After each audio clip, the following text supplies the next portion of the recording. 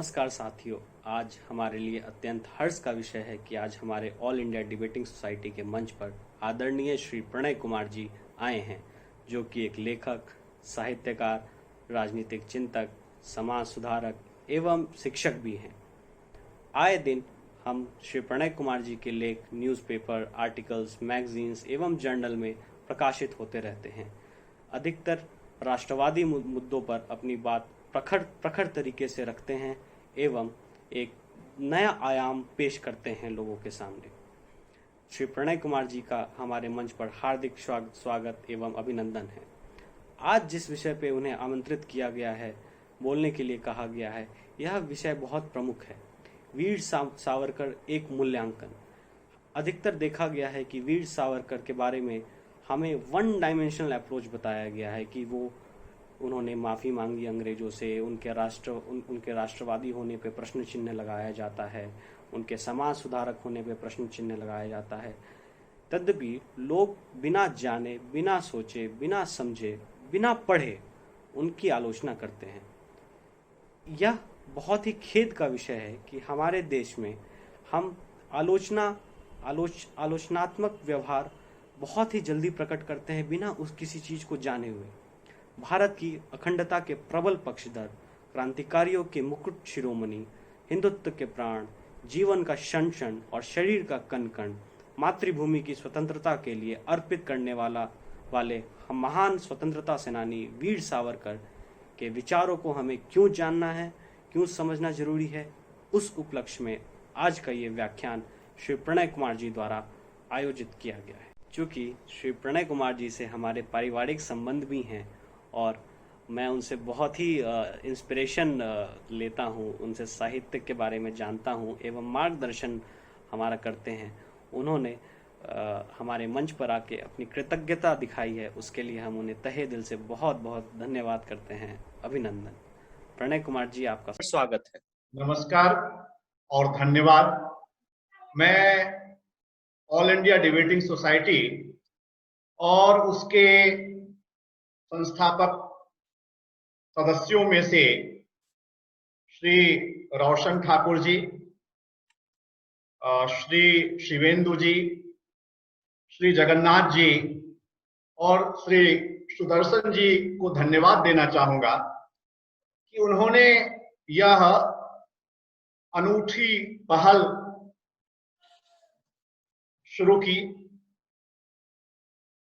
यह एक कठिन समय है, संकटपूर्ण काल है। यह समय पूरी दुनिया के लिए एक चुनौती लेकर उपस्थित हुआ है। सवाल यह भी उठ सकता है कि इस प्रकार की चर्चा के लिए, इस प्रकार के संवाद के लिए, इस प्रकार के विमर्श के लिए यही समय क्यों? तो इसका एक साधारण सा उत्तर है कि यह समय इसलिए सर्वथा उपयुक्त है क्योंकि इस चुनौतीपूर्ण समय में हमें उन महापुरुषों, उन मनीषियों, उन परिस्थितियों का अध्ययन, विश्लेषण, चिंतन, मनन करना चाहिए जो हमें मजबूती प्रदान करे, जो हमारा आत्मबल बढ़ाए। और वीर सावरकर, जिनका पूरा नाम विनायक दामोदर सावरकर था, ऐसे ही तेजस्वी, ओजस्वी, प्रेरणादायी व्यक्तित्व के धनी हैं इसलिए क्योंकि महापुरुष कभी मरते नहीं। उनकी कृतियां सदैव हमारे हृदय में, हमारी स्मृतियों में, हमारी प्रेरणाओं में, हमारे मूल्यों में, आचरण में साथ साथ चलती हैं, जिंदा रहती हैं। हम सब जानते हैं कि विनायक दामोदर सावरकर, जिन्हें स्वातंत्र्य वीर सावरकर भी कहा जाता था, का जन्म 28 मई 1883 को महाराष्ट्र के, उस समय उसको बॉम्बे प्रेसिडेंसी कहते थे, महाराष्ट्र के नासिक जिले के भागुर नामक गांव में, जिसको भागपुर भी कहा जाता है, हुआ था। विनायक दामोदर सावरकर जब 9 वर्ष के थे तो उनकी माता राधाबाई जी का निधन हो गया। कहते हैं कि उस दौर में हैजा, प्लेग जैसी महामारियों का प्रकोप लोगों को झेलना पड़ता था। हैजे की चपेट में वे आ गई थी और उसके ठीक 7 वर्ष बाद उनके पिता श्री दामोदर पंत सावरकर जी का भी निधन हो गया। विनायक दामोदर सावरकर जी का पालन पोषण उनके बड़े भाई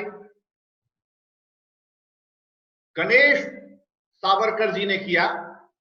उनका प्रचलित नाम बाबा राव सावरकर भी था। बड़ा सुखद संयोग है कि वे तीनों भाई स्वतंत्रता आंदोलन में बढ़ चढ़कर हिस्सा ले रहे थे। उन तीनों की सोच राष्ट्रीय भावनाओं से ओतप्रोत थी और बचपन से ही उनके घर में रामायण, महाभारत, पुराण आदि के दृष्टांत पढ़े सुनाए जाते थे, जिसका सावरकर जी के बाल मन पर बड़ा गहरा प्रभाव पड़ा और वे आगे चलकर प्रखर राष्ट्रभक्त के रूप में जाने गए। स्वातंत्र्य वीर सावरकर न केवल राष्ट्रभक्त के रूप में, स्वतंत्रता सेनानी के रूप में हमारे समक्ष उपस्थित होते हैं, बल्कि वे एक बहुत श्रेष्ठ चिंतक, विचारक, कवि, दार्शनिक, इतिहासकार और राजनेता के रूप में भी अपने समय और समाज को बहुत गहरे तक प्रभावित करते हैं। उनका कोई भी रूप किसी अन्य रूप से कमतर नहीं है। पूरे स्वतंत्रता आंदोलन में हमें सावरकर जैसी प्रखरता अन्य कहीं कम ही दिखाई देती है। जैसा मैंने कहा कि बचपन से ही उनमें राष्ट्रीय भावना कूट कूट कर भरी थी। उन्होंने बहुत छोटी आयु में, जो मौज मस्ती, खेलने कूदने की आयु होती है, उस आयु में ही अपने जिले में और जिले के आसपास के जिलों में मित्र मेला का आयोजन करना शुरू कर दिया। और उस मित्र मेला के आयोजन के पीछे उनका भाव यही था कि देश के किशोरों और तरुणों में राष्ट्रभक्ति की भावना जागृत की जाए। इसमें वे सफल हुए। मित्र मेला के कार्यक्रम, मित्र मेला की योजनाएं, मित्र मेला की बैठकें, मित्र मेला की परिचर्चाएं, सब कुछ बेजोड़ थी। और हम देखते हैं कि जब तक वो मैट्रिक की परीक्षा उत्तीर्ण करते हैं, उस समय तक उनके जीवन में कुछ ऐसी घटनाएं सामने आती हैं जो हमें अचरज में डालती हैं कि इतनी छोटी आयु में इस प्रकार की संगठन कुशलता, इस प्रकार की वैचारिक तीक्ष्णता उनमें कहां से आई। 1901 में जब महारानी विक्टोरिया का निधन हुआ और उनके लिए ब्रिटिशर्स के अधीन जो जो उपनिवेश थे, उन उपनिवेशों में शोक सभाएं आयोजित की जा रही थीं। नासिक में भी ऐसी शोक सभा आयोजित की जाने वाली थी। वीर सावरकर जी ने इन शोक सभाओं का बहिष्कार किया। उन्होंने अपने मित्रों को एकत्रित करके उन्हें समझाया कि जिन लोगों ने हमें दास्ता की बेड़ियों में जकड़ा, जो हमारे देश को गुलाम बनाए, उनकी शोक सभा में हम क्यों शामिल हों? और उनमें वक्तृत्व कला इतनी जबरदस्त थी कि सहज ही उनकी बात लोगों के दिल दिमाग पर असर करती। एडवर्ड सप्तम की जब ताजपोशी होती है तो वहां भी ब्रिटिश उपनिवेशों में उत्सवों का आयोजन किया जाता है। तरुण वीर सावरकर उस समय यह जानते समझते हैं और सबको जा जाकर बताते हैं कि यह एक विदेशी सम्राट की ताजपोशी है, यह हमारे लिए उत्सव का विषय क्यों होना चाहिए। और मित्रों, 1904 आते आते उनकी सोच इतनी प्रबल हो उठती है कि वे युवाओं, तरुणों और देशवासियों में स्वतंत्रता की अलख जगाने के लिए अभिनव भारत संगठन नाम के एक संगठन की स्थापना करते हैं। 1905 में जब भारत में लॉर्ड कर्जन ने बंग भंग की कुटिल नीति चली और पंथ के आधार पर, मजहब के आधार पर बंगाल को 2 टुकड़ों में विभक्त किया और संपूर्ण देश में उसके विरुद्ध जो एक आंदोलन छिड़ा, उस आंदोलन का युवाओं के बीच नेतृत्व स्वातंत्र्य वीर सावरकर ने किया। आप यह जानकर प्रसन्न होंगे कि सावरकर ही वे पहले व्यक्ति थे जिन्होंने सर्वप्रथम सबसे पहले विदेशी वस्त्रों की होली जलाई थी। उन्होंने 1905 के अंत आते आते स्वदेशी का नारा दे दिया था। स्वदेशी या विदेशी वस्त्रों की होली जलाना गांधी जी की देन नहीं थी, इसका पहला प्रयोग सावरकर कर चुके थे। 1906 में या 1906 तक जैसे राष्ट्रीय फलक पर बाल गंगाधर तिलक एक तेजस्वी नेता के रूप में चमकने लगे थे, वैसे ही संपूर्ण महाराष्ट्र में युवाओं के मध्य वीर सावरकर की चर्चा होने लगी थी। वे पुणे के फर्ग्यूसन कॉलेज में पढ़ रहे थे और उस समय फर्ग्यूसन कॉलेज बहुत प्रतिष्ठित कॉलेज था, वहां देश भर के विद्यार्थी अध्ययन करने आते थे। स्वाभाविक रूप से उन सब के बीच वीर सावरकर देश को आजाद कराने की, देश क्यों गुलाम बना और इतनी लंबी गुलामी, लगभग पृथ्वीराज चौहान के बाद से ही यह देश लगातार गुलाम क्यों रहा, इस देश में एक पराधीनता की बेड़ियां क्यों पहनाई गई, इन सब पर वे अपने मित्रों से निरंतर संवाद करते रहते थे, विमर्श चलाते रहते थे। इसी क्रम में 1906 में बाल गंगाधर तिलक के प्रयासों से उन्हें श्री श्यामजी कृष्ण वर्मा छात्रवृत्ति मिलती है। आप जानते हैं कि श्यामजी कृष्ण वर्मा एक ऐसे भारत भक्त सपूत थे जो बहुत प्रतिष्ठित थे, लंदन में वे रहते थे और भारतीय छात्रों की मदद किया करते थे, प्रतिभाशाली छात्रों की, जिनकी संभावनाएं बड़ी तीव्र होती थीं, ऐसे छात्रों की। और इधर वीर सावरकर जी के ससुर साहब, आप जानते हैं कि उनकी पत्नी का नाम यमुनाबाई था, तो यमुनाबाई जी के पिता, उन्होंने भी कुछ धन उपलब्ध कराया और 1906 में स्वातंत्र्य वीर सावरकर आगे की पढ़ाई करने के लिए, स्नातक के बाद की पढ़ाई करने के लिए लंदन जाते हैं। और लंदन भी वे इस लक्ष्य को अपने मस्तिष्क में रखकर जाते हैं कि वहां भी संपूर्ण दुनिया और भारतवर्ष से अध्ययन के लिए आने वाले युवाओं, तरुणों, प्रतिभाशालियों को वे स्वतंत्रता के लिए प्रेरित करें।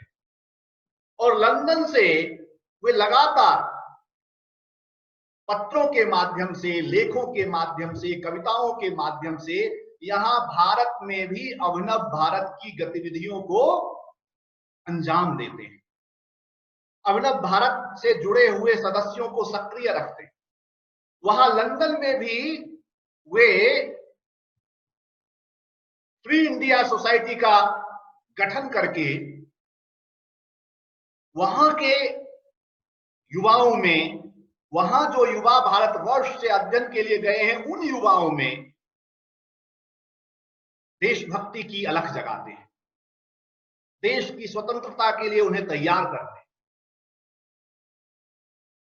यह जीवन केवल अपने लिए नहीं, मातृभूमि की स्वतंत्रता के लिए अर्पित हो, ऐसी प्रेरणा पैदा करते हैं।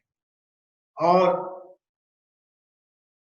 आपको यह जानकर आश्चर्य होगा और सुखद आश्चर्य होगा कि इसमें वे सफल होते हैं। वहीं जो भारत भवन है, इंडिया हाउस, वहां वे श्यामजी कृष्ण वर्मा, लाला हरदयाल आदि के संपर्क में आते हैं। मदन लाल ढींगरा को वे प्रेरित करते हैं। उनकी प्रेरणा से ही मदन लाल ढींगरा ने वहां विलियम हट कर्जन वायली की हत्या हो जाती है, हत्या करते हैं मदन लाल ढींगरा, उन्हें गिरफ्तार किया जाता है। उनका केस वीर सावरकर लड़ना स्वीकार करते हैं। वे उस समय लंदन टाइम्स में लेख लिखकर मदन लाल ढींगरा द्वारा की गई उस हत्या को न्यायोचित ठहराते हैं, उसे वे एक तार्किक परिणति तक लेकर जाते हैं। ब्रिटिशर्स बहुत चतुर थे, बंद कमरों में बहस आदि करके वे मदन लाल ढींगरा को फांसी पर चढ़ा देते हैं। जनता के बीच बंद कमरे की वो चर्चा, वो बहस जा नहीं पाती है, किसी बाहरी व्यक्ति को भनक तक नहीं लग पाती है। इस चोरी छिपे दी गई फांसी के विरोध में वीर सावरकर इंग्लैंड में रह रहे सभी भारतीय विद्यार्थियों में आक्रोश की भावना पैदा करते हैं। और उनका वक्तृत्व कौशल, उनकी लेखनी इतनी तार्किक और आश्वस्तकारी थी कि पूरे इंग्लैंड में मदन लाल ढींगरा की फांसी के विरोध में भारतीय युवाओं में एक आक्रोश फैलता है, असंतोष फैलता है। इन सब पर अंग्रेज बहुत बारीक नजर रखते हैं, कड़ी निगरानी रखते हैं। यही नहीं, 1906 में वे गए हैं वहां, 1907 में उन्हें एक लाइब्रेरी का एक्सेस मिलता है, और उस लाइब्रेरी, ये प्रसंग में बाद में भी इसकी चर्चा करूंगा, उस लाइब्रेरी के एक्सेस का लाभ उठाकर वे तमाम दस्तावेजों को खंगालते हैं, और उन सब दस्तावेजों के आधार पर 1857 के स्वतंत्रता संग्राम पर सबसे प्रामाणिक इतिहास की पुस्तक लिखते हैं, जिस इतिहास की पुस्तक की प्रामाणिकता, प्रखरता, तार्किकता, तथ्यपरकता ऐसी थी कि वो पहली ऐसी पुस्तक है जिसके छपने से पहले ही अंग्रेज उस पर प्रतिबंध लगा देते। 1907 में उन्होंने वो पुस्तक लिखनी प्रारंभ की और कठिन परिश्रम, गहन शोध के द्वारा वे वो पुस्तक लिख पाते हैं और पहले उस पुस्तक को प्रकाशित करने के लिए जर्मनी भेजा जाता है, फिर फ्रांस भेजा जाता है, लेकिन कहीं से वो पुस्तक प्रकाशित नहीं होती है और अंततः वो हॉलैंड से प्रकाशित होती है। तो एक इतिहासकार के रूप में वीर सावरकर का मूल्यांकन मैं अगले हिस्से में करूंगा। अभी तो उनके जो मुख्य कर्तृत्व है, स्वतंत्रता आंदोलन में जो उनकी भूमिका है, उस पर मैं प्रकाश डालूंगा। इतना ही नहीं, जब कर्जन वायली की लंदन में हत्या होती है और उसके बाद वे कुछ दिनों के लिए पेरिस जाते हैं और 1910 में वे जब लंदन लौटते हैं, उन्हें गिरफ्तार कर लिया जाता है। उन्हें गिरफ्तार करके वे पहले ऐसे क्रांतिकारी थे, देशभक्त थे, राष्ट्रभक्त थे, स्वतंत्रता सेनानी थे, जिन पर अंतरराष्ट्रीय न्यायालय, हेग स्थित अंतरराष्ट्रीय न्यायालय में केस चलाया जाता है और वहां फ्रांस और ब्रिटेन की मिली भगत से उनको न्याय नहीं मिलता है। ब्रिटिश सरकार उनको लेकर भारत आने पर विचार करती है। यह उनका खौफ था, यह उनका भय था कि अंग्रेज चिर परिचित मार्ग से, प्रचलित मार्ग से उन्हें लेकर भारत आने का साहस नहीं करते। वे नए मार्ग से उन्हें भारत लाने का प्रयास करते हैं, लेकिन वीर सावरकर का साहस देखिए, उनकी दूरदर्शिता देखिए, उनकी योजना कुशलता देखिए कि वे उस नए मार्ग से लाए जाने पर भी जब फ्रांस में कुछ देर के लिए एक बंदरगाह पर वह जहाज रुकता है और फिर वहां से चलता है, तो वीर सावरकर को यह आभास हो जाता है कि वे फ्रांस के समीप से गुजर रहे हैं।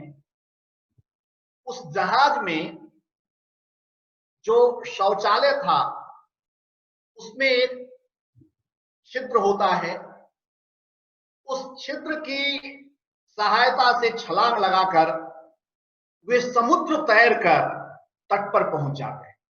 आप साहस की कल्पना कीजिए कि समुद्र में तैरने की हिम्मत वही जुटा सकता है जिसमें असीम अकूत साहस हो, जिसमें भय का लवलेश ना हो, जिसे भय छू तक नहीं गया हो। और वे तट पर पहुंचते हैं, लेकिन उनका दुर्भाग्य या इस राष्ट्र का दुर्भाग्य कि वहां उन्हें फ्रांसीसी सैनिक, सुरक्षा में लगे हुए प्रहरी गिरफ्तार कर लेते हैं। वे उन फ्रांसीसी प्रहरियों को समझाने की कोशिश करते हैं, परंतु फ्रांसीसी भाषा न जानने के कारण, फ्रांसीसी भाषा में कुशल न होने के कारण वे पकड़े जाते हैं। उन फ्रांसीसी सैनिकों ने उन्हें अंग्रेजों को सौंप दिया। वहां से वे भारत लाए जाते हैं। भारत में वहां इन पर केस चलाया जाता है और इधर एक और घटना घटती है। वह घटना यह है कि नासिक का जो जिला कलेक्टर है जैक्सन, उसकी हत्या होती है। उस हत्या का आरोप भी वीर सावरकर पर ही लगाया जाता है और उस हत्या के आरोप में वीर सावरकर के बड़े भाई गणेश सावरकर को भी आजीवन कारावास की सजा सुनाई जाती है। वीर सावरकर अकेले ऐसे स्वतंत्रता सेनानी हैं जिनके शेष दोनों भाई भी स्वतंत्रता आंदोलन में बढ़ चढ़कर हिस्सा लेते हैं और दो दो भाई आजीवन कारावास की सजा पाते। तो वहां जैक्सन की हत्या में उकसावे का काम करने का, भड़काने का काम करने का आरोप वीर सावरकर पर भी लगाया जाता है। उन्हें एक षड्यंत्र के अंतर्गत फंसाया जाता है और यह सिद्ध करने की अंग्रेज कोशिश करते हैं कि वीर सावरकर की भी इसमें बढ़ चढ़कर सहभागिता थी। हाँ, यह कि वीर सावरकर के विचारों में क्रांति थी, तेजस्विता थी। वह राष्ट्र की सुषुप्त चेतना को झंकृत करते थे। उनमें वो शक्ति सामर्थ्य थी कि वे युवाओं को देश की बलिवेदी पर अपना सर्वस्व होम करने के लिए प्रेरित कर देते थे। अंग्रेज बड़े चतुर थे। वे यह संदेश देने का प्रयास करते थे कि वे किसी भी स्वतंत्रता सेनानी या उनकी दृष्टि में जो अपराधी है उसका अपराध पहले प्रमाणित करते हैं, उस पर केस चलाते हैं, न्यायालय में उसे अपना पक्ष रखने का अवसर देते हैं, फिर निर्णय सुनाते हैं। लेकिन तंत्र तो उनका था, न्याय अंग्रेजों की ओर झुका हुआ रहता था। स्वाभाविक है कि नासिक षड्यंत्र और जैक्सन की हत्या के आरोप में उन्होंने वीर सावरकर को 50-50 वर्ष का 2 आजीवन कारावास सुनाया। ये अनूठी बात है। उनके अलावा और कोई ऐसा राजनीतिक कैदी नहीं रहा है जिसको इतना कठोर दंड दिया गया। और आप आश्चर्य करेंगे कि उस नासिक षड्यंत्र के दंड स्वरूप उन्हें काला पानी की सजा दी गई। अंग्रेज उस समय काला पानी की सजा उन्हें सुनाते थे जिनसे बहुत खौफ जदा रहते थे, जिनका आतंक उनके दिल दिमाग पर छाया रहता था। और काला पानी की सजा उस दौर में नारकीय यातना थी। वहां और कुछ तो था नहीं। अंडमान निकोबार के उस द्वीप पर जेल था और जंगल था। उस जेल में जो कमरे बने हुए थे, उन कमरों में न तो ताजी धूप आती थी, न ताजी हवा आती थी। इतनी जगह भी नहीं थी कि वहां व्यक्ति ठीक से खड़ा हो सके। ऐसे परिवेश में, ऐसे कठिन माहौल में, ऐसे अमानुषिक यातनाओं से भरे हुए परिवेश में कैदियों को क्या न्यूनतम सुविधाएं और क्या अधिकार मिलते हैं होंगे, इसकी आप कल्पना कर सकते हैं। लेकिन स्वतंत्र वीर सावरकर इतने दूरदर्शी थे कि वहां पहुंचने से पूर्व ही उन्होंने वहां की भौगोलिक संरचनाओं का अध्ययन कर लिया और उन्हें जिस कमरे में वहां कैद किया गया, उस कमरे के समीप जो दूसरे कमरे थे, उन सब में एक छोटा सा रोशनदान हुआ करता था और वीर सावरकर के कमरे के उस रोशनदान को भी एक प्रकार से अंग्रेजों ने बंद कर रखा था। हाँ, इतनी जगह एक जगह थी जहां से वहां वो स्थान दिखाई देता था जहां रोज किसी न किसी कैदी को फांसी पर चढ़ाया जाता था। आप सोचिए कि कितनी कठिन मनोवैज्ञानिक स्थितियों से गुजरते होंगे वीर सावरकर। वहां उनके समक्ष कैसी कैसी चुनौतियां रहती होंगी। आप कल्पना करें कि जो आदमी रोज देखता हो किसी को फांसी पर चढ़ते हुए, उसकी क्या स्थिति होगी। यद्यपि वीर सावरकर बहुत ही साहसी थे, बहादुर थे, लेकिन अच्छे अच्छे साहसी लोगों की हिम्मत डोल जाए। आपको मैंने वो प्रसंग सुनाना चाहूंगा, आपको मैं उस प्रसंग के बारे में बताना चाहूंगा कि जब वीर सावरकर को काला पानी की सजा दी जाती है तो उनकी पत्नी यमुनाबाई उनसे मिलने आती हैं। बड़ा मार्मिक प्रसंग है, आप भी सुनिए। उनके बीच क्या संवाद चलता है उस समय देखिए। वीर सावरकर अपनी पत्नी से कहते हैं कि तिनके तीलियां बीनना और बटोरना तथा उससे एक घर बनाकर उसमें बाल बच्चों का पालन पोषण करना, यदि इसी को परिवार और कर्तव्य कहते हैं तो ऐसा संसार तो कौवे और चिड़िया भी बसाते। अपने घर परिवार बच्चों के लिए तो सभी काम करते हैं, मैंने अपने देश को अपना परिवार माना है, इसका गर्व कीजिए। इस दुनिया में कुछ भी बोए बिना कुछ उगता नहीं है। धरती से ज्वार की फसल उगानी हो तो उसके कुछ दानों को जमीन में गाड़ना ही होता है।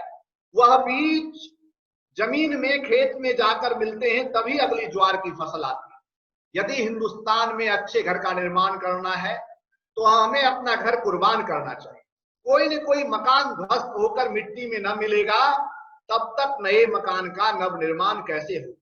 कल्पना करो कि हमने अपने ही हाथों अपने घर के चूल्हे फोड़ दिए हैं, अपने घर में आग लगा दी है, परंतु आज का यही धुआं कल भारत के प्रत्येक घर से स्वर्ण का धुआं बनकर निकलेगा। यमुनाबाई, बुरा न माने, मैंने तुम्हें एक ही जन्म में इतना कष्ट दिया है कि यही पति तुझे जन्म जन्मांतर तक मिले, ऐसा कैसे कह सकती हो। यदि अगला जन्म मिला तो भेंट होगी, अन्यथा यहीं से विदा लेगा। अब उन दिनों जिसको काला पानी की सजा होती थी उसके लौट कर आने की उम्मीद तो होती नहीं थी। अब सोचिए, उस समय 25-26 वर्ष की अवस्था थी उनकी पत्नी का, और वो क्या उत्तर देती हैं। वे धीरे से नीचे बैठी और जाली में से अपने हाथ अंदर करके उन्होंने सावरकर के पैरों को स्पर्श किया, उन चरणों की धूल अपने मस्तक पर लगाई। सावरकर चौंक कर पीछे हटे। उन्होंने कहा, ये क्या करती हो। उनकी पत्नी यमुनाबाई ने कहा, मैं यह चरण अपनी आंखों में बसा लेना चाहती हूँ ताकि अगले जन्म में कहीं मुझसे चूक ना हो जाए। अपने परिवार का पोषण और चिंता करने वाले मैंने बहुत देखे हैं, लेकिन समूचे भारतवर्ष को अपना परिवार मानने वाला व्यक्ति मेरा पति है। इसमें बुरा मानने वाली बात ही क्या है। यदि आप सत्यवान हैं तो मैं सावित्री हूं। मेरी तपस्या में इतना बल है कि मैं यमराज से भी आपको वापस छीन लाऊंगी। आप चिंता न करें, अपने स्वास्थ्य का ध्यान रखें, हम इसी स्थान पर आपकी प्रतीक्षा कर रहे हैं। अब सोचिए किस प्रकार के भाव से बना हुआ व्यक्तित्व रहा होगा ये सब। और वहां काला पानी की सजा भोगते हुए वीर सावरकर जी ने लिखा है कि अनेक बार उनके मन में भी यह भाव आया कि वे आत्महत्या कर लें। अन्य कैदियों के मन में भी यह भाव आता था कि वे आत्महत्या कर लें, लेकिन सावरकर जी ने चिंतन किया और वे चिंतनशील थे। चिंतन करके उन्होंने यह निष्कर्ष निकाला कि देश के लिए मर मिटना भाग्य का विषय है, लेकिन उससे भी अधिक सौभाग्य का विषय है देश के लिए जीना। और उन्होंने संकल्प किया कि वे देश के लिए जिएंगे। वहां तरह तरह की यातनाएं दी गई उनके मनोबल को तोड़ने के लिए। उनसे दिन भर कोल्हू चलवाया जाता था। उस समय कोल्हू चलाकर 30 पाउंड यानी 12-13 लीटर तेल उन्हें नारियल और सरसों का निकालना होता था। और अगर उस अनुपात में, उस मात्रा में वे तेल नहीं निकाल पाए तो रात को भोजन नहीं दिया जाता। वो जो कोल्हू का जुआ होता था उसकी रस्सी उनके शरीर में धंस जाती थी। इतना ही नहीं बल्कि पत्थर तुड़वाए जाते थे और नारियल जूट की रस्सी बनवाई जाती थी। कई बार हथेलियां उनके लहूलुहान हो उठते थे। ऐसे भयानक यातनाओं से उनको गुजारा गया। और कृतज्ञता की पराकाष्ठा देखिए कि ऐसे समर्पित पराक्रमी व्यक्तित्व पर प्रश्न उछाले गए और प्रश्न क्या उछाले गए कि सावरकर ने माफी मांगी। क्या सावरकर के माफी मांगने से उनका स्वतंत्रता आंदोलन में दिया गया योगदान कमजोर पड़ जाता है? शिवाजी ने औरंगजेब से, छत्रपति शिवाजी की बात कर रहा हूं, छत्रपति शिवाजी ने औरंगजेब से 4 बार पत्र लिखकर माफी मांगी, लेकिन वह माफी उनकी रणनीतिक योजना का हिस्सा थी, न कि वो माफी मांगकर सुविधाओं और उपलब्धियों का जीवन जीना चाहते थे। आप गौर कीजिए कि सावरकर ने जो माफीनामा लिखी, वैसी उस प्रकार का माफीनामा राम प्रसाद बिस्मिल लिख चुके थे, अशफाकुल्लाह खान लिख चुके थे, रोशन जो क्रांतिकारियों के साथ थे वे लिख चुके थे। ऐसे जवाहरलाल नेहरू, मोतीलाल नेहरू बीमार थे तो उन्होंने 4 पन्नों का माफीनामा लिखा है, आर्काइव्स पे पड़े होंगे, आप देखिए। लेकिन आपको यह विचार करना होगा कि वो माफीनामा था या शपथ पत्र था। आज भी जब कैदी किसी जेल से रिहा होता है तो उस रिहा के समय उन्हें एक शपथ पत्र भरना होता है और उस शपथ पत्र में वे घोषणा करते हैं कि भविष्य में उनका आचरण ठीक रहेगा, वे शिष्ट रहेंगे। अब जहां सावरकर की सोच ही यह बनी कि जेल में घुट घुट कर तिल तिल कर मर जाने से अच्छा है कि बाहर निकल करके राजनीतिक आंदोलन चलाया जाए, देश में स्वतंत्रता की अलख जगाई जाए, समाज में सुधार के आंदोलन चलाए जाए, उस कथित माफीनामा को विवाद का विषय बनाने का काम कुछ स्वार्थी राजनीतिज्ञों और वामपंथियों ने किया। क्यों? क्योंकि सावरकर का स्पष्ट चिंतन, उनका हिंदुत्व, सनातन धर्म के प्रति उनकी आस्था, उनकी तार्किकता, बौद्धिकता, तीक्ष्णता वामपंथियों की दाल नहीं गलने दे रही थी। और ये ठीक है कि 1925 में कम्युनिस्ट पार्टी का गठन हुआ भारत में, लेकिन उससे पहले भी इस प्रकार के विचार के लोग तो मौजूद थे जो नहीं चाहते थे कि सावरकर और सावरकर का विचार देश में फैले, पनपे। तो इसलिए तरह तरह के आरोप लगा करके उनको कलंकित करने का प्रयत्न किया गया। अब देखिए, वल्लभ भाई पटेल और बाल गंगाधर तिलक के प्रयासों से अंग्रेज सावरकर को मुक्त करने पर, रिहा करने पर विचार करते, लेकिन इतने डरे हुए थे वे कि उनको रिहा करने के बाद भी 1911 से 1921 तक उनको काला पानी की सजा स्वरूप अंडमान निकोबार के सेल्युलर जेल में काटना पड़ा, वक्त बिताना पड़ा, घनघोर यातनाएं झेलनी पड़ी, अमानसिक कष्ट सहने पड़े। जहां दूसरे राजनीतिक कैदियों को तरह तरह की सुविधाएं उपलब्ध होती थी, वहीं उन्हें जीने के लिए जद्दोजहद करना पड़ा, मर्मांतक पीड़ा से गुजरना पड़ा। उन्हें भोजन में कोई ऐसा तत्व मिलाकर दिया जाने लगा कि उनका स्वास्थ्य कमजोर हुआ। लेकिन अंततः 1921 में अंग्रेजों ने उन्हें अंडमान निकोबार के सेल्युलर जेल से रिहा करने पर विचार किया। लेकिन गौर करने वाली बात यह है कि विचार इसलिए नहीं किया क्योंकि उन्होंने शपथ पत्र लिख दिया, इसलिए नहीं किया कि उन्होंने माफीनामा लिखा, इसलिए नहीं किया कि वल्लभ भाई पटेल और सरदार ये लोकमान्य तिलक, इन लोगों ने उनको रिहा करने की पैरवी की, बल्कि अंग्रेजों को उन्हें रिहा करने पर मजबूर होना पड़ा। यह पक्ष समाज के सामने जानबूझकर आने नहीं दिया गया। उस समय जबकि संचार माध्यम उतने सहज उपलब्ध नहीं हुआ करते थे, उस दौर में 70,000 लोगों ने पत्र लिखकर वीर सावरकर को रिहा करने का पिटीशन दायर किया। 70,000 लोगों ने। सावरकर सप्ताह मनाना शुरू कर दिया था लोगों। देश भर में जनाक्रोश पनपने लगा था, असंतोष पनपने लगा था, विद्रोह की ज्वाला भड़क रही थी। वे जो कैदी वहां काला पानी से छूट कर आते थे, वे सावरकर की चर्चा करते थे। सावरकर की जीवटता आप देखिए कि उस जेल में भी उन्होंने लगातार लिखने पढ़ने का काम जारी रखा। और कैसे, आप आश्चर्य करेंगे, जहां जवाहरलाल नेहरू और महात्मा गांधी जैसे कैदियों को जेल में उनकी इच्छा से भोजन पूछ कर दिया जाता था, उन्हें देश दुनिया की खबर से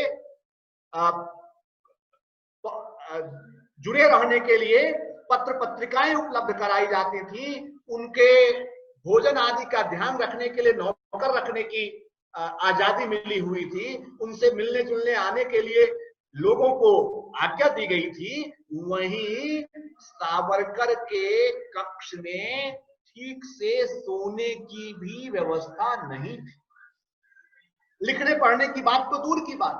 तो मैंने कहा आपको कि वे जाने से पूर्व ही वहां का अध्ययन कर गए थे, और कुछ ऐसे कैदी जो सेल्युलर जेल से रिहा होने के बाद वहीं बस गए थे, उन सब के माध्यम से सावरकर को यह जानकारी मिली कि उन दीवारों पर नाखूनों से, लकड़ियों से, कोयले से लिखा जा सकता है। और उनकी जीवटता की पराकाष्ठा देखिए, उनकी बौद्धिकता की पराकाष्ठा देखिए, उनका समर्पण और निष्ठा देखिए कि कहते हैं कि उन्होंने लकड़ियों, नाखूनों, कोयलों से जेल की दीवार पर 10,000 काव्य पंक्तियां लिखी थी, जो काव्य पंक्तियां कालांतर में देश में स्वतंत्रता का मंत्र बनकर गुंजारित हुई। ये था सावरकर का काव्य।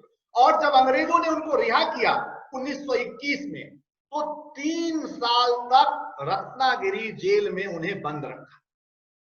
और 3 साल रत्नागिरी जेल में बंद रखने के बाद 24 में उन्हें छोड़ा, तो उन्हें रत्नागिरी जिले में नजरबंद करके रखा। उन्हें रत्नागिरी जिले से बाहर जाने की आज्ञा नहीं थी, उन्हें किसी राजनीतिक कार्यक्रम में भाग लेने की आज्ञा नहीं थी। अंग्रेजों ने उन पर पहरेदारी बिठा दी, यानी वह भी एक प्रकार से जेल ही था। लेकिन सावरकर जैसा सक्रिय कर्मठ व्यक्तित्व कहां किसी के रोके रुकने वाला है। उन्होंने रत्नागिरी जिले में समाज सुधार के तमाम प्रयास तीव्र कर दिए। उन्होंने वहां मंदिरों में हरिजन प्रवेश पर जो पाबंदी थी उसको हटाया, विद्यालयों में सब जातियों के बच्चों के अलग अलग बैठने की जो व्यवस्था थी उसको एक किया। उन्होंने प्रतिरोध झेला, एक एक व्यक्ति के घर जाकर उन्होंने समझाया, और उन्होंने कहा कि 7 प्रकार के बंधन हिंदू समाज को जकड़े हुए हैं। ये 7 प्रकार की पाबंदियां, ये 7 प्रकार का निषेध यदि खत्म किया जाए तो हिंदू समाज वर्तमान के साथ अपनी ताल, अपनी चाल, अपनी गति बिठा सकेगा। और वो 7 प्रतिबंध क्या थे? तो एक था वेदोक्त बंदी, यानी उस समय वेदों को पढ़ने की, कर्मकांड आदि की आज्ञा सबको नहीं थी, स्वतंत्रता सबको नहीं थी। उन्होंने इसके लिए आंदोलन चलाया समाज में कि सभी को वेद पढ़ने की आजादी मिलनी चाहिए। दूसरा, उन्होंने स्पर्श बंदी, ये जो अस्पृश्यता है, छुआछूत है, इसको समाप्त किए बिना हिंदू समाज का कल्याण संभव नहीं है, हिंदू समाज का उद्धार संभव नहीं है। स्पर्श बंदी। सागर बंदी, उस समय समुद्र के पार जो लोग जाते थे उनको धर्म विरुद्ध आचरण माना जाता था। आपको ध्यान होगा कि स्वामी विवेकानंद जब शिकागो जा रहे थे तो धर्म समाज ने उनका भी प्रतिरोध किया। वीर सावरकर ने तर्क देकर कहा कि यदि भारत के वैभव को दुनिया में स्थापित करना है भारत के मस्तक को दुनिया में ऊंचा उठाना है, यदि भारत को दुनिया के साथ कदम से कदम मिलाकर चलना है, तो ये जो सागरबंदी जैसी सोच है उसे त्यागना पड़ेगा। उन्होंने बेटी बंदी रोटी बंदी इसका सिद्धांत दिया। क्या था ये? उन्होंने कहा कि ये जो हम एक साथ मिल बैठकर नहीं खाते हैं, खाने पीने में भी जात पात का बंधन मानते हैं, यह हमारी अवनति का, यह हमारे पतन का, यह हमारी दास्ता का मूल कारण है। जब तक हम इसे नहीं त्यागेंगे, समाज का हर व्यक्ति अपनी भागीदारी सुनिश्चित नहीं करेगा। आप समझिए कि सावरकर अपने समय से कितने आगे थे, कितनी दूर की सोचते थे, कितना दूरदर्शी चिंतन था उनका, कि वे उस समय कहते हैं कि जब तक विभिन्न जातियों के बीच रोटी बेटी का संबंध कायम नहीं होगा, यानी विवाह संबंध भी कायम नहीं होगा, तब तक समाज से जात पात का भेदभाव दूर नहीं होगा। कितना प्रखर चिंतन था उनका। उन्होंने सिद्धांत दिया व्यवसाय बंदी। यानी व्यवसाय बंदी क्या है? तो व्यवसाय बंदी ये था कि अलग अलग जातियों के लिए अलग अलग काम निर्धारित थे वर्ण व्यवस्था के अंतर्गत। उन्होंने इसका विरोध किया। उन्होंने कहा कि जिसकी जैसी रुचि, पात्रता, सामर्थ्य है, उसके अनुसार उसे उस व्यवसाय को चुनने की स्वतंत्रता मिलनी चाहिए। और सातवां था उनका शुद्धि बंदी। आप बहुत प्रसन्न होंगे कि वीर सावरकर ने उस समय यह आंदोलन चलाया कि जो लोग धर्मांतरित होकर ईसाई या मुसलमान बन गए हैं, उन सब की घर वापसी कराई जानी चाहिए, उन सबको पुनः हिंदू धर्म में वापस लेना चाहिए।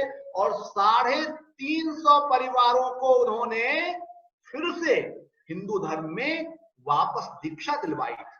उन्होंने मुंबई में पतित पावन मंदिर की स्थापना की। उस पतित पावन मंदिर में सभी को बेरोक टोक प्रवेश की आज्ञा दिलाई। और न केवल आज्ञा दिलाई, बल्कि सावरकर पहले ऐसे व्यक्ति थे जिन्होंने उस मंदिर में एक हरिजन पुजारी की नियुक्ति की। तो मैंने कहा था ना कि सावरकर का यह जो स्वरूप है समाज सुधारक वाला, यह भी बड़ा दिव्य है।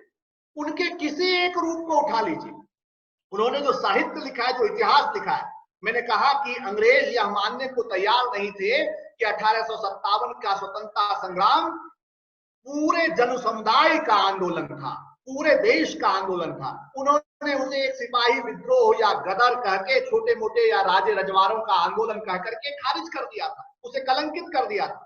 लेकिन वीर सावरकर ने पुष्ट प्रमाणों और तथ्यों के आधार पर यह सिद्ध किया कि वह एक छोटा मोटा विद्रोह नहीं था, बल्कि स्वतंत्रता आंदोलन था।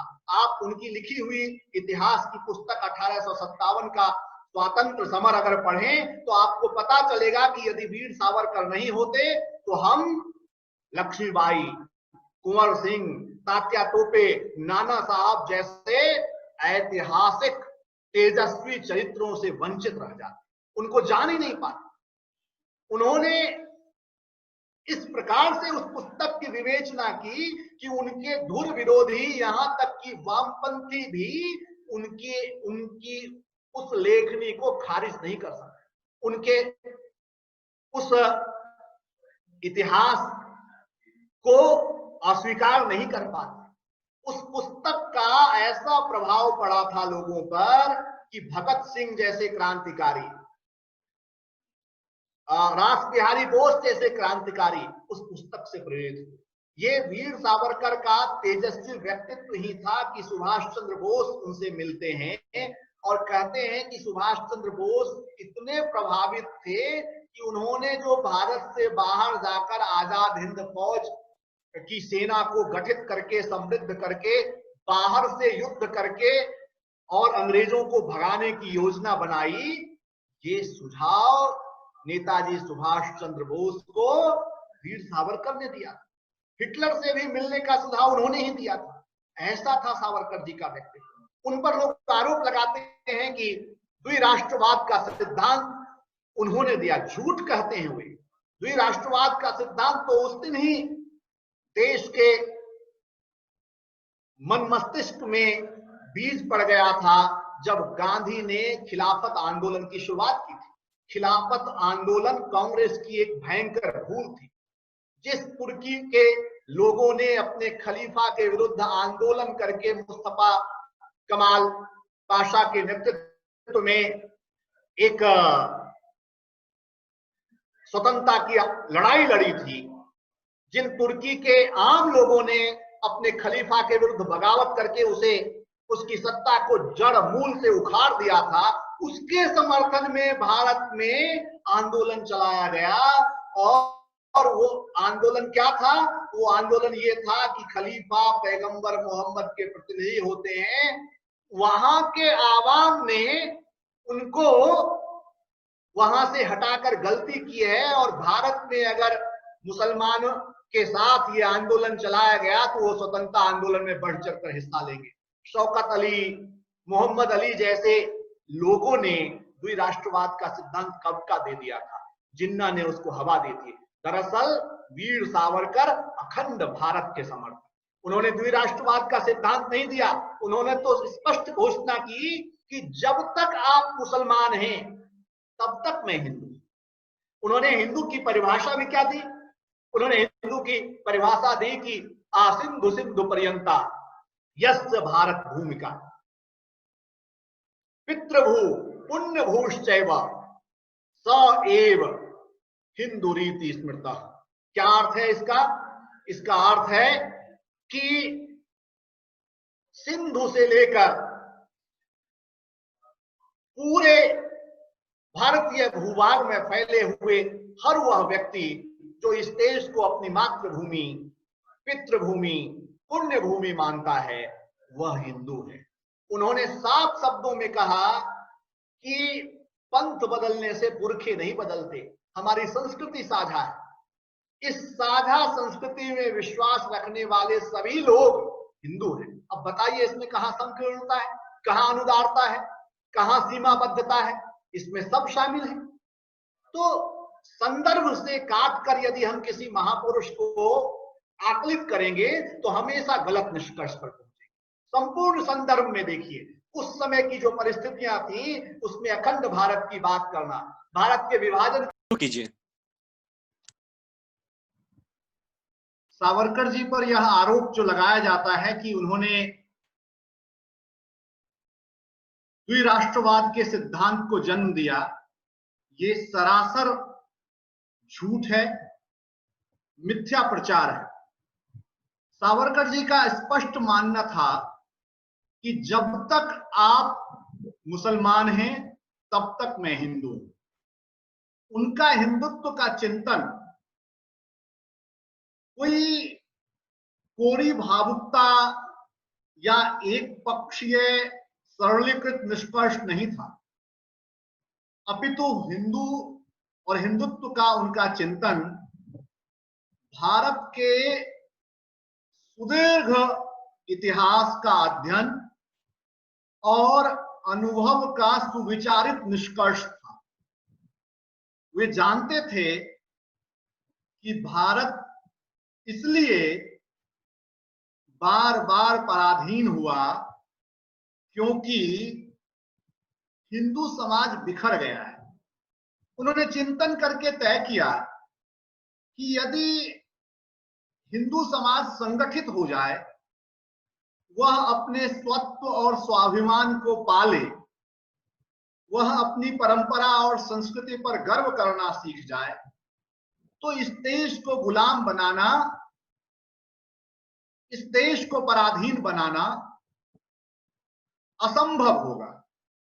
उन्होंने छत्रपति शिवाजी का बड़ा अध्ययन किया था। उन्होंने जो स्वतंत्रता के 6 स्वर्णिम पृष्ठ पुस्तक लिखी है, उसमें छत्रपति शिवाजी को कई पृष्ठ उन्होंने समर्पित किया है।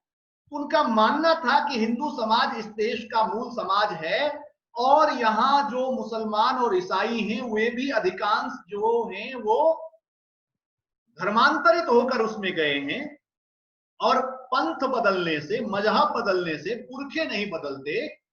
वे ये मानते थे कि मुसलमान जो कट्टर हैं, जो आक्रामक हैं, जो इस देश में रहते हैं लेकिन उनकी आस्था अपने धर्म स्थानों या कहीं विदेश से जुड़ी हुई है, उनको छोड़कर बाकी सब मुसलमान को वे अपना मानते हैं। और इसीलिए अपने तर्क शुद्ध चिंतन के निष्कर्ष के रूप में उन्होंने कहा कि जो कट्टर और धर्मांध मुसलमान अपनी पुण्य भूमि मातृभूमि के प्रति श्रद्धा छोड़कर दूर कहीं किसी देश के प्रति श्रद्धा रखते हो, उन्हें समझाने, मनाने या साथ लाने की कोई आवश्यकता नहीं है, साथ लेने का प्रयास भी निष्फल सिद्ध होगा। वे मानते थे कि जो ईसाई अंग्रेजियत के साथ जुड़े हुए हैं उनको भी साथ लाना कठिन है, तो सभी हिंदू समाज का संगठन करके और फिर स्वतंत्रता का आंदोलन यदि चलाया जाए तो यह देश स्वतंत्र होगा। उनका मानना था कि देश यदि स्वतंत्र हो भी गया आज, और यदि हिंदू समाज बिखरा हुआ, यदि इस देश का मूल समाज बिखरा हुआ है, तो दोबारा गुलाम हो जाएगा, फिर देश के सामने कोई न कोई चुनौती पैदा होगी। वे इस पर चिंतन कर रहे थे कि कैसे इस देश का मूल समाज स्वतंत्रता, स्वाधीनता, स्वशासन, सुशासन और सुराज को बचाकर रख सके, वह कैसे दोबारा गुलाम ना हो। ये उनकी मूल चिंता थी, उनका मूल चिंतन था। उन्होंने किसी प्रकार की कट्टरता को बढ़ावा नहीं दिया था। हाँ, यह अवश्य है कि वे मानते थे कि इस देश का जो मूल समाज है, जिसकी परंपराएं एक हैं, जिसके आदर्श एक हैं, जिसके मान बिंदु एक हैं, जिसके जय पराजय की अनुभूति समान है, जो समान रूप से अपने महापुरुषों पर गर्व करता है, भारतवर्ष जिस संस्कृति के कारण जाना जाता है उस संस्कृति का नाम हिंदू संस्कृति है, लेकिन वह एक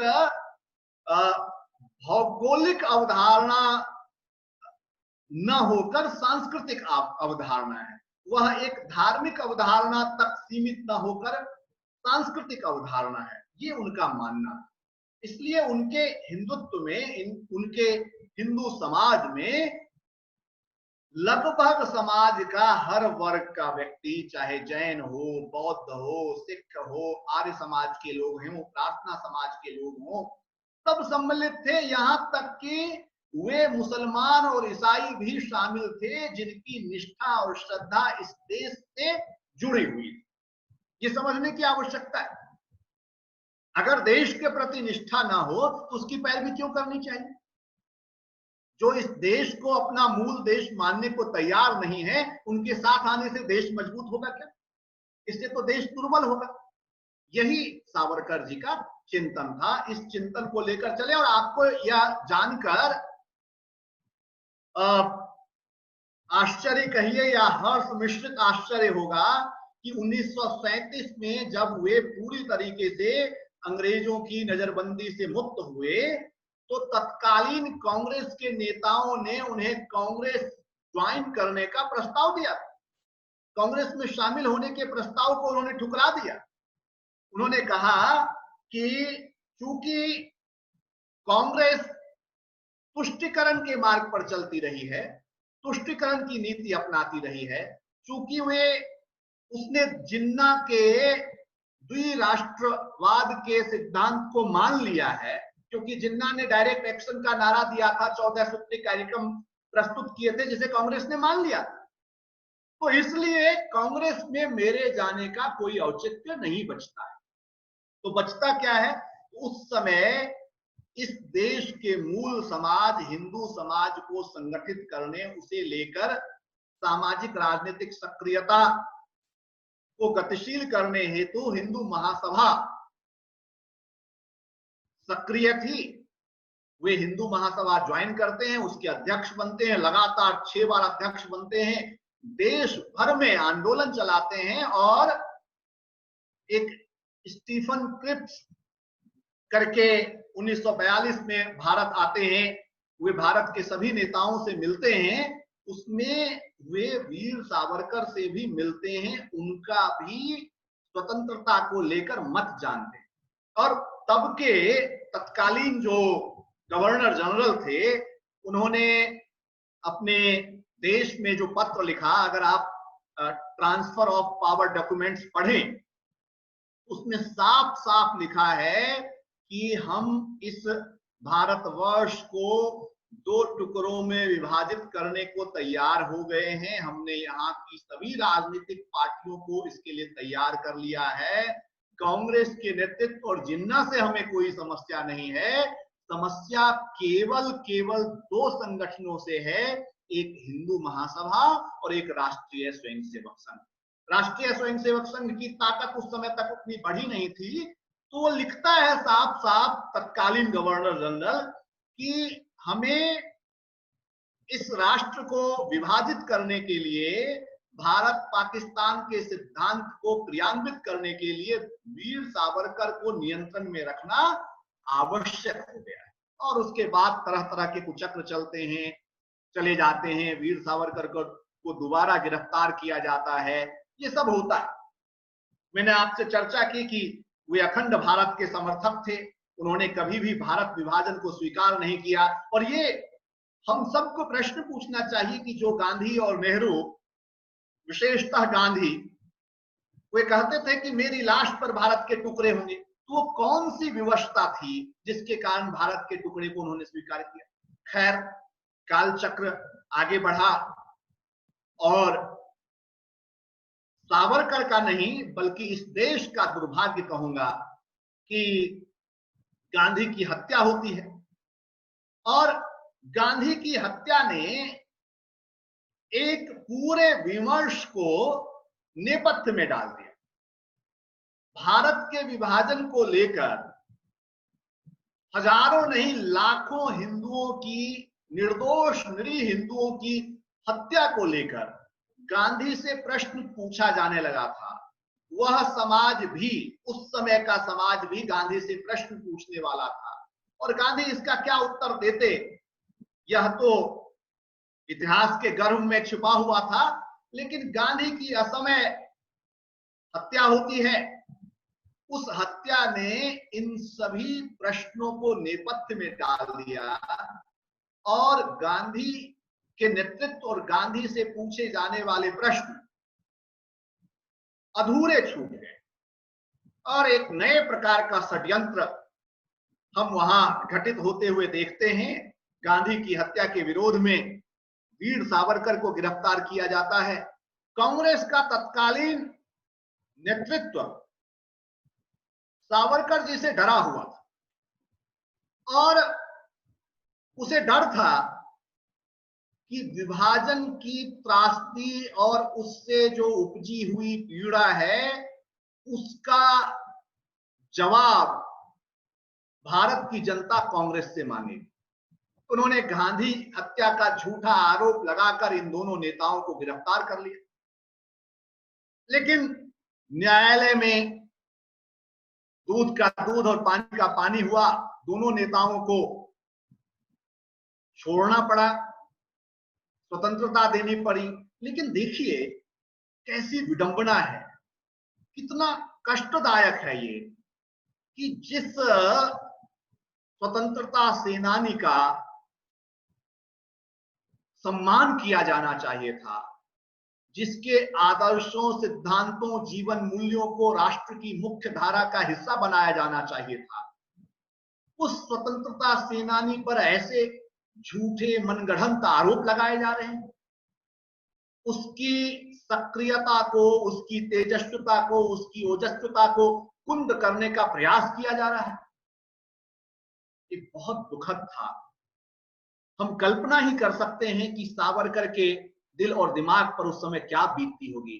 सावरकर जी ने अपने कारावास के अनुभव में लिखा है कि जब अंडमान निकोबार के सेलुलर जेल में बहुत सारे कैदियों के मन में आत्महत्या का विचार आता था, तो उन्हें समझाते थे कि चिंता मत करो, देखना एक दिन यह देश आजाद होगा और ये स्थल, ये जेल, ये कमरे, ये तीर्थ स्थल माने जाएंगे।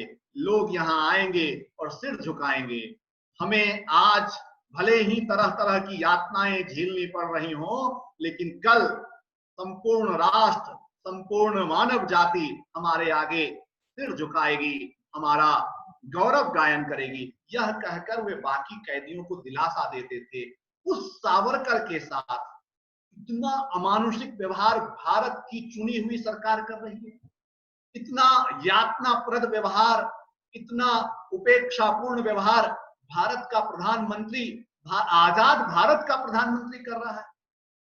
और जब सावरकर छूटते हैं तो 1952 में वे अभिनव भारत को स्वतः भंग कर देते हैं और कहते हैं कि अभिनव भारत का उद्देश्य देश को स्वतंत्रता दिलाना था, और देश को स्वतंत्रता मिलने के बाद अब इसकी सक्रियता का कोई औचित्य नहीं बचता है, इस संगठन का कोई औचित्य नहीं बचता है। आप गौर कीजिए, गांधी ने भी कहा था कि कांग्रेस ने आजादी के आंदोलन में भूमिका निभाई, और कांग्रेस उस समय तरह तरह की विचारधारा वाले अलग अलग महापुरुषों का मंच था, इसलिए कांग्रेस को आजादी के बाद भंग कर देनी चाहिए।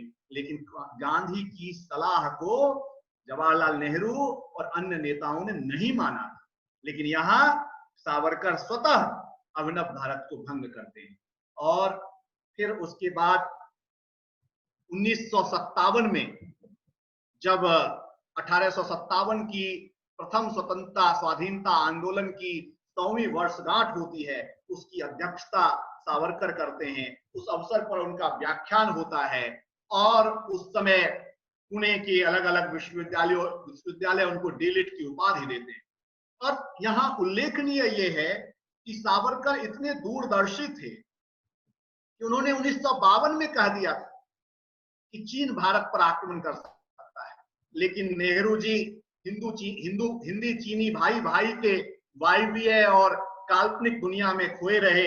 यूं कहिए कि वे यहाँ भारत से शांति के कबूतर उड़ाते रहे और वहां चीन ने लाओ लश्कर के साथ हम पर न केवल आक्रमण किया, बल्कि हमारे 35,000 वर्ग मील किलोमीटर से अधिक भूभाग अपने कब्जे में ले लिया, और हम इस प्रकार पराजित हुए कि इस देश का मनोबल हमेशा हमेशा के लिए चीन के सामने टूट गया। ये तो नेहरू की नीति थी। सावरकर बाकी अपने समकालीन जितने भी नेता थे उनकी तुलना में ठोस, यथार्थपरक और सूक्ष्मदर्शी, दूरदर्शी नेतृत्व के रूप में हमारे सामने आते हैं। सावरकर के साथ इस देश ने अन्याय किया, इस देश के कथित बुद्धिजीवियों ने अन्याय किया। सावरकर को जो सम्मान मिलना चाहिए था वह सम्मान उन्हें नहीं मिला। आप सोचिए कि कई बातें ऐसी थी जो पहली बार सावरकर ने ही की। सावरकर से पहले किसी और ने, जैसा मैंने आपको इसी व्याख्यान में बताया कि 1905 में सबसे पहले उन्होंने ही स्वदेशी का नारा दिया, उन्होंने ही सबसे पहले विदेशी वस्त्र की होली जलाई। आप यह जानकर और खुश होंगे, प्रसन्न होंगे कि सावरकर ने ही सबसे पहले भारत का झंडा बनाया था, जिसे 1907 में जर्मनी में मैडम कामा ने अंतरराष्ट्रीय कांग्रेस के अधिवेशन में पहली बार फहराया। ये सावरकर की प्रखरता थी, बौद्धिकता थी, सावरकर की कल्पनाशीलता थी। सावरकर ने ही सबसे पहले गोवा में गोवा की स्वाधीनता की पैरवी की। सावरकर ने ही सबसे पहले मंदिर में एक अछूत पुजारी की नियुक्ति की। तो सावरकर अपने समय से बहुत आगे थे, और मेरा ये मानना है कि जैसे जैसे राष्ट्रीय भावनाएं विकसित होंगी, जैसे जैसे भारत अपनी जड़ और जमीन की ओर मुड़ेगा, जैसे जैसे भारत में सांस्कृतिक पुनरुत्थान की बयार बहेगी, वैसे वैसे सावरकर प्रासंगिक होंगे। पुनः पुनः लोगों के दिल और दिमाग में उनका भव्य और दिव्य चित्र उभरेगा। मैं आश्वस्त हूं कि आज नहीं तो कल इस देश की युवा पीढ़ी सावरकर के जीवन से प्रेरणा ग्रहण करेगी। पिछले 2 महीने से हम सब लॉकडाउन की स्थितियों का सामना कर रहे हैं। कोरोना के कारण हमारा घर से बाहर निकलना बंद हो गया। घर में सब प्रकार की सुविधाएं, साधन हैं, कोई अभाव नहीं है, खाने पीने की चीजें हैं, लेकिन इस 2 महीने में ही हम बेचैन हो गए, व्यग्र हो गए। हमें यह चिंता परेशान करने लगी कि हमें कब इस संकट से मुक्ति मिलेगी, कब बाहर जाएंगे, कब बेरोक टोक घूमेंगे। आप सोचिए कि सावरकर जी को तो लगभग 10 साल 11 से 21 काला पानी की सजा भुगतनी पड़ी थी। एक छोटे से कमरे में जहां न चैन से बैठ सकते हैं, न सो सकते हैं, न किसी से बातचीत कर सकते हैं, जहां न धूप आ रही है न हवा आ रही है, ऐसे बंद अंधेरे कमरे में घुट घुट कर उन्होंने कैसे जीवन जिया होगा। और उन परिस्थितियों में भी उनका मनोबल कितना ऊंचा होगा कि जेल की दीवारों पर 10,000 काव्य पंक्तियां लिख दी और 5,000 6,000 काव्य पंक्तियां अपने साथियों को कंठस्थ करा। वे वहां से निकलते थे और दूसरों को सुनाते थे, वो कविताएं पब्लिश होती थी, प्रकाशित होती थी। ये सावरकर का कण कण क्षण क्षण राष्ट्र की सेवा में लगा। इसलिए अब समय आ गया है कि इस वामपंथी नैरेटिव को धाराशायी किया जाए। उन पर जो एक झूठा कलंक माफीनामे का लगाया जाता है उसे समाप्त किया जाए और यह छानबीन की जाए कि वो माफीनामा था या शपथ पत्र था। यह बताया जाए समाज को कि जब शिवाजी ने औरंगजेब से माफी मांगी तो वह रणनीति और सावरकर की माफी उनकी दीनता का कैसे परिचायक है। और यह भी प्रश्न उठाइए कहने वाले से कि क्या सावरकर ने माफीनामे लिखकर अंग्रेजों से कोई वसीयत अपने नाम करवा ली? क्या उनसे कोई धन ले लिया? क्या उनसे कोई सम्मान ले लिया? क्या उनसे कोई सुविधा ले ली? या उस माफीनामे के एवं अंग्रेज तो जिनको रायचंद बनाते थे या जैसे सर की उपाधि देते थे, उन सबको तमाम मिल्कियत सौंप देते थे। सावरकर तो आजादी के बाद भी घोर संघर्षों और अभावों का जीवन जीते रहे। ऐसे त्यागी, पराक्रमी, पुरुषार्थी, समर्पित, निष्ठावान व्यक्तित्व पर उंगली उठाना सूरज पर थूकने जैसा है। हम सबको अपने प्रयासों से इन षड्यंत्रों का पर्दाफाश करना चाहिए और सावरकर के जीवन चरित्र को सामने रखकर प्रेरणा ग्रहण करनी चाहिए। राष्ट्र के लिए जीने का संकल्प लेना चाहिए। सावरकर जी की जयंती 28 मई को थी। इस जयंती के उपलक्ष्य पर मैं समझता हूं कि इतना ही विषय पर्याप्त होगा। मैंने प्रयास किया है कि एक विहंगम दृष्टि सावरकर पर डाली जाए। कुछ विषय छूट गए होंगे तो अगली किसी परिचर्चा में उसे भी संबोधित कर लिया जाएगा। मैं एक बार पुनः श्री रोशन ठाकुर जी, जगन्नाथ जी, शिवेंदु जी और सुदर्शन जी को धन्यवाद ज्ञापित करता हूं। आप सभी शोधार्थी, रिसर्च स्कॉलर भारत के सुनहरे भविष्य हैं। जिस देश के युवा अपनी संस्कृति के गौरव का वाहक बन जाते हैं उस देश का भविष्य उज्जवल होता है। बहुत बहुत धन्यवाद। नमस्कार। मैं आदरणीय प्रणय कुमार जी का हृदय से बहुत बहुत धन्यवाद करना चाहता हूं ऑल इंडिया डिबेटिंग सोसाइटी के मंच की तरफ से। और आपने इतनी व्यस्तताओं के बावजूद भी अपना बहुमूल्य समय हमें दिया, उसके लिए हम आपका हृदय से आभार व्यक्त करते हैं। और मैं आज कहना चाहूंगा कि आपने जिस विस्तार पूर्वक स्वतंत्र वीर सावरकर जी के जीवन, उनके सिद्धांतों, उनके सोच और उनकी व्यक्तित्व के ऊपर प्रकाश डाला, वह कहीं ना कहीं एक जो सावरकर के व्यक्तित्व को लेकर के एक भ्रामक स्थिति उत्पन्न करने की कोशिश की जाती है, एक मिथक रचने का षड्यंत्र किया गया है। एक विशेष कोटि के, जैसा कि आपने अपने भाषण में उल्लेख किया कि एक विशेष कोटि के इतिहासकार, एक विशेष कोटि के लेखकों के द्वारा यह प्रयास पूर्वक यह भ्रम बनाने की कोशिश की गई। आप जैसे लोगों के उद्बोधन, आप जैसे लोगों के लेखन उस भ्रम को तोड़ते हैं, उस मिथक को तोड़ते हैं, इसलिए भी आप बहुत बहुत धन्यवाद और आभार के पात्र हैं सर।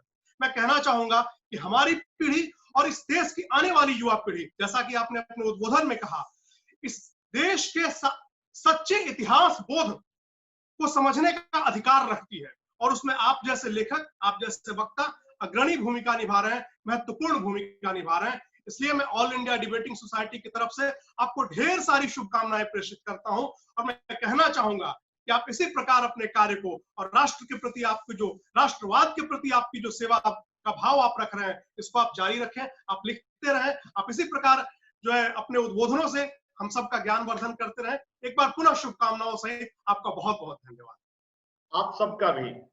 आप सबका भी धन्यवाद।